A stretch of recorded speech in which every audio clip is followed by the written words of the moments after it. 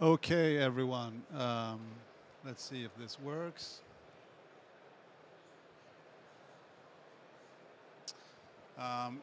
Welcome everyone to this workshop on new nuclear partnerships that we will discuss today. And I'm happy to see some known faces, some unknown faces. Also happy to note that the partnership topic has been mentioned quite many times today. In the morning session and throughout the day, I have heard the word partnerships mentioned several times. So I guess it's a relevant topic for the nuclear industry as of today. My name is Jesper Marklund. I am Senior Manager for Strategic Partnerships at Fortum, based in Stockholm from Sweden, and working on finding the right kinds of partnerships for new nuclear from a Nordic perspective.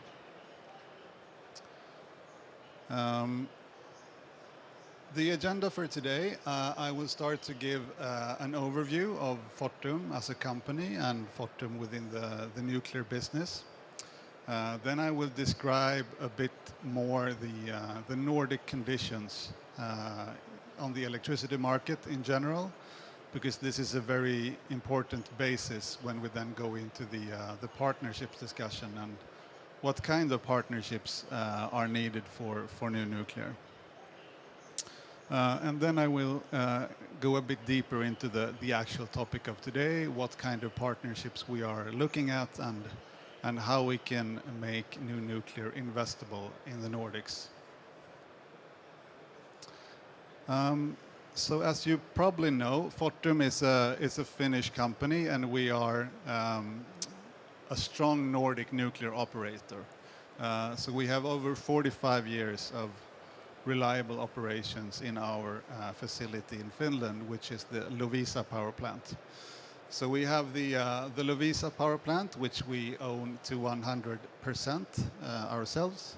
And then we have the co-owned fleet, both in Finland and in Sweden. So we have the Olkiluoto, Forsmark, and Oskarshamn power plants, where we are minority owners to ownership.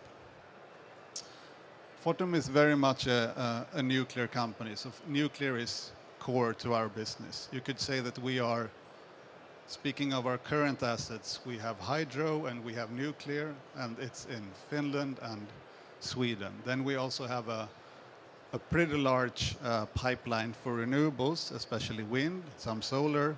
But looking at the current assets that we have, it's basically hydro and nuclear in Sweden and Finland.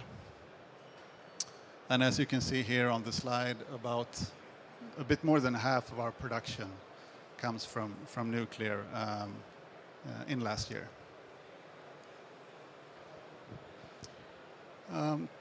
To go a bit into the Nordic conditions then. So the Nordic grid is decarbonized already. And what this means is that the carbon intensity from the current electricity production is very low as of today. This is a picture from electricity maps. I think it's a very good tool, and I recommend everyone to go there and have a look. If you're interested, it brings both the snapshot of the real-time carbon intensity of the electricity production, but you can also find, as shown here in this picture, historical data. So what is shown here is August 2024 to August 2025. And as you can see, here in France, but also in the Nordics, it's very green, meaning that the carbon intensity from the electricity production is very low. And in the Nordics, we have a lot of hydro, we have a lot of nuclear, we have a lot of onshore wind, and we also have excess power on an annual basis. So we don't have a shortage. We are actually exporting electricity on an annual basis. So the driver for new nuclear is not to replace any fossil-based production as coal or gas, and it's not because we have a shortage of power as a region. So then you can ask yourself, okay, so what is then the driver for new nuclear from a Nordic perspective. And this is, to a large extent, at least parts of the answer to that question. So we have a lot of industry, both current industry and new potential industry, that will need a lot of electricity production, fossil-free and low-carbon electricity production.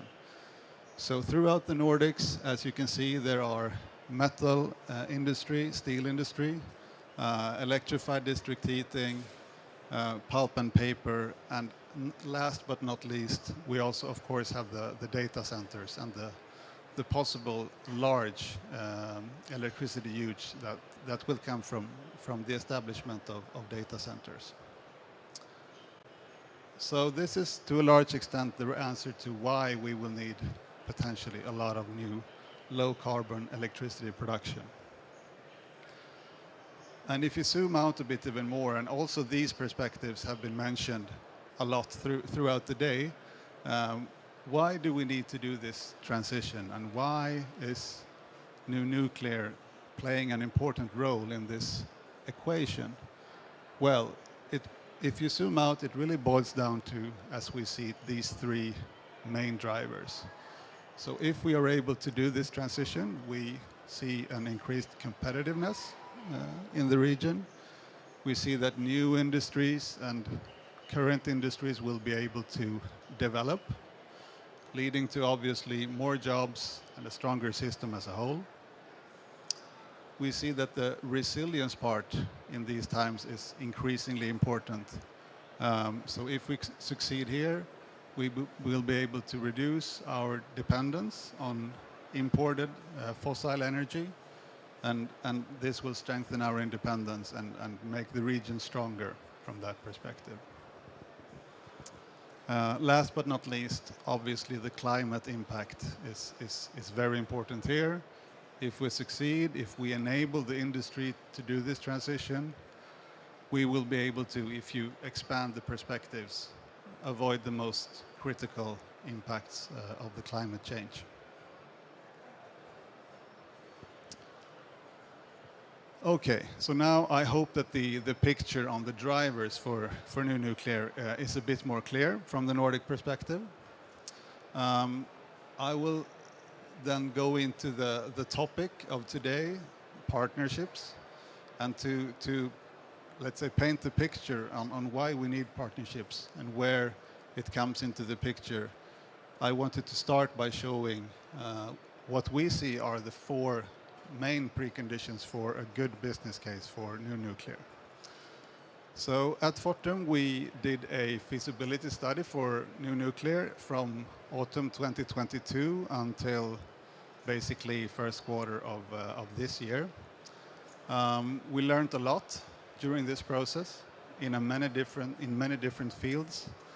I will obviously not go into all of the learnings, but if you want to summarize what we see from a business case perspective, it's really about these four preconditions. So we have the co-investors, you have the customers, you have the financing, and you have the project execution.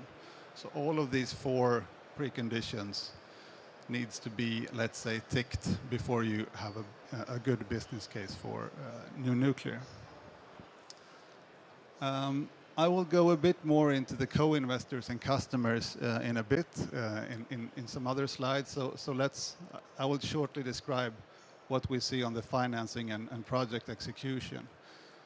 Basically, the financing, it's really about finding the right financing structure. As many of you probably know, the cost of capital is the main, or one of the main, if not the main drivers for the production cost as a whole from new nuclear. So finding the right financing structures with competitive financing is really crucial to push down the production cost for new nuclear. In terms of project execution, it's very much about planning the project. Plan slow, build fast is words we sometimes mention. You have to plan the project thoroughly in order to be ready to execute the project efficiently on time and on budget. And what this means in practice is different kinds of de-risking measures, not least from the technology point of view. So we are de-risking the technologies that we have shortlisted in our work. So we have the so-called early works agreements with EDF, Westinghouse, and GE Vernova Hitachi, where we are identifying different aspects of the designs in order to make sure that these designs are really licensable from a Swedish and Finnish perspective, so that you do not end up in these long processes with design changes once you have, so to say, put the shovel in the ground and started building. It's also obviously about securing a site. And from a Nordic perspective, we are looking at Sweden and Finland. In Finland, we already have our Loviisa site, which is where we have the 2 units that we own to 100%. In Sweden, as I mentioned, we are minority owners, so we do not control a site in Sweden. So what we are looking at there is to secure a site focusing on southern Sweden, where the need for new firm capacity is the highest. But okay, as I said, I will talk a little bit more about the customers and the financing, because this is really where the partnerships becomes relevant and clear, where there's a clear need for partnerships. So starting with the customers, one of the main conclusions from the feasibility study is that building new nuclear in the Nordics from a fully merchant basis, so relying only on the market prices, is very challenging. So therefore we need a solid risk-sharing framework connected also with demand growth to be able to provide the necessary visibility on the revenue side, but also make sure that there is actually a need for the product, the new nuclear, and the electricity production from the new nuclear. So here we are continuing the dialogue on risk-sharing frameworks with both the Swedish and Finnish states, as well as we discuss with potential off-takers of the electricity. So we are talking about long-term contracts, so-called power purchase agreements, and whether this can be an option for the future also for the new nuclear.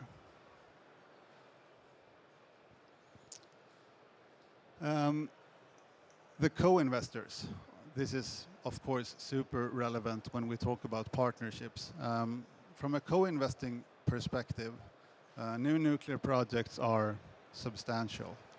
And Fortum is not in a position where we can carry out the investments alone. So therefore, we need to look at a strong owners organization where we, as Fortum, together with other co-investors, go together to be able to carry out this investment together. So therefore, we seek potential partners to co-develop this project. And what it means in practice is simplified here in this illustration is that Fortum, together with 1, 2, 3, possibly other co-investors, would form a so-called project company, a dedicated SPV that would be the project developer and eventually also likely the owner and operator of the new nuclear plants.